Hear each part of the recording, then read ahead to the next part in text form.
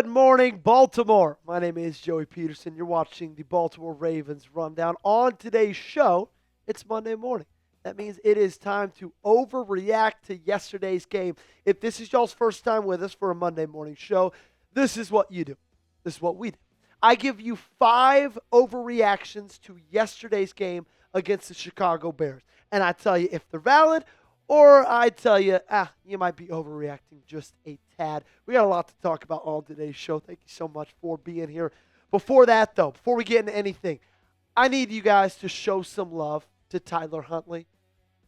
I know we did this in last night's show, but we just got to keep it going.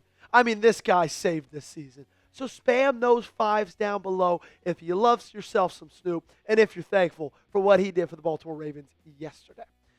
Overreaction number 1. The Ravens defense is back. I want to say overreaction kind of, but maybe not.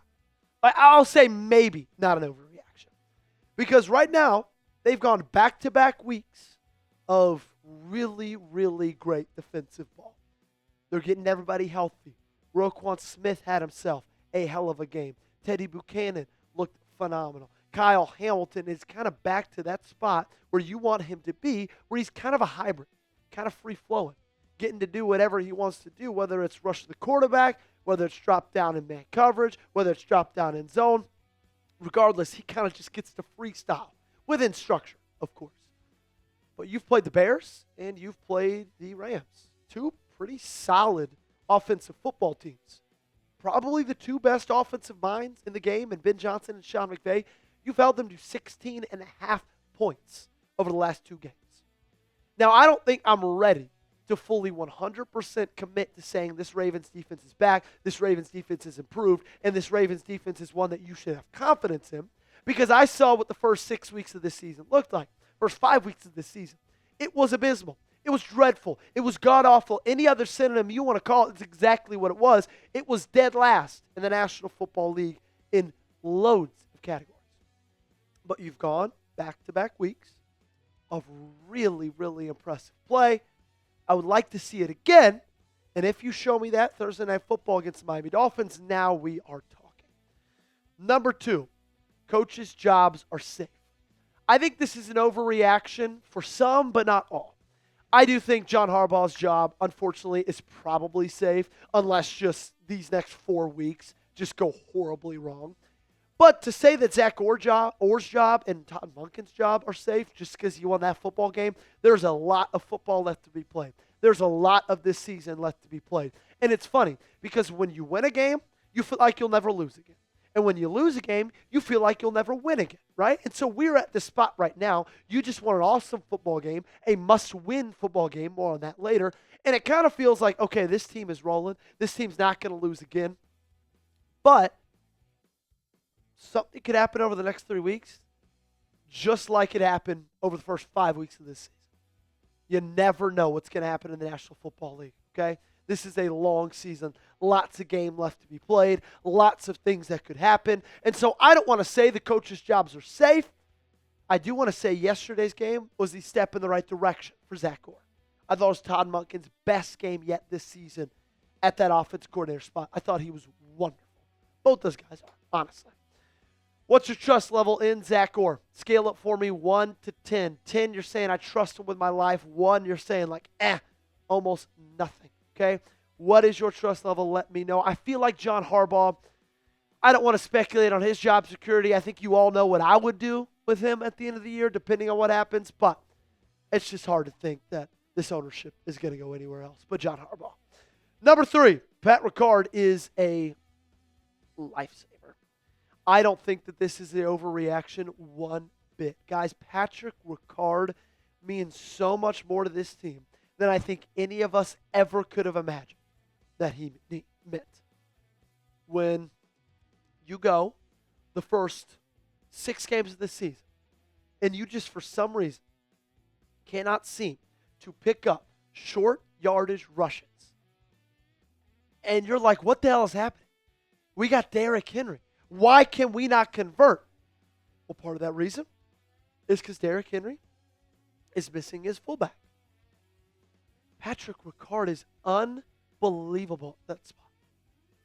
What he means to this offense, I don't think truly it can be quantified.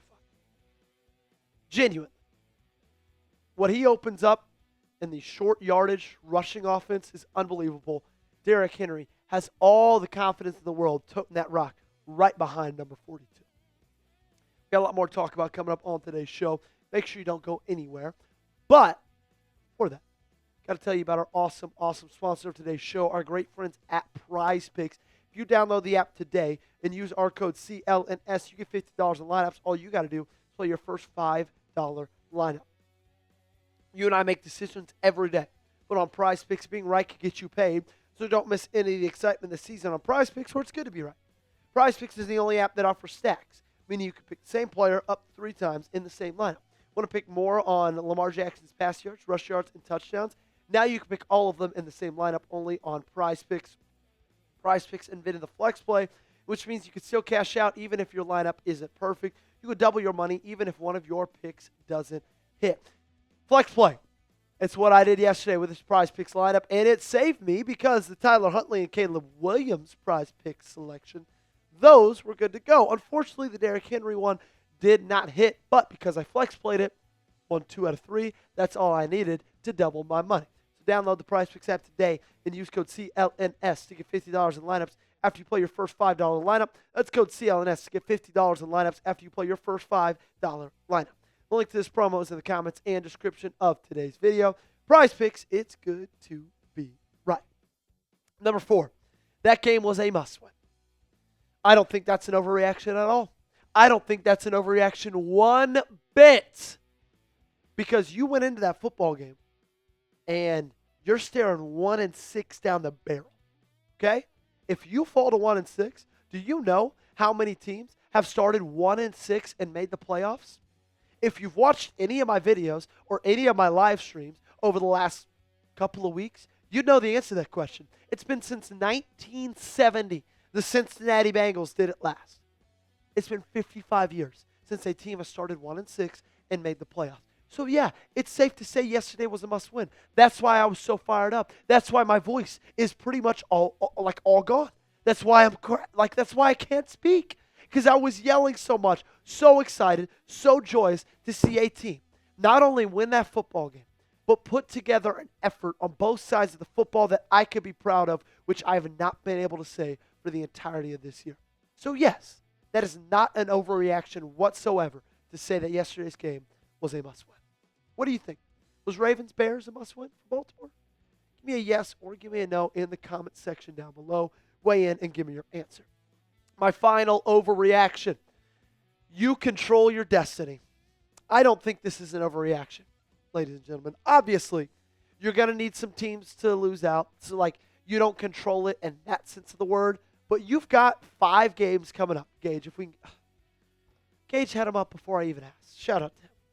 You got 5 games coming up. Look at these next 4 on your schedule. Miami, Minnesota, Cleveland, New York. All 4 of those teams are 500 or below. Actually, I think they're all 4 under 500. Minnesota, under 500.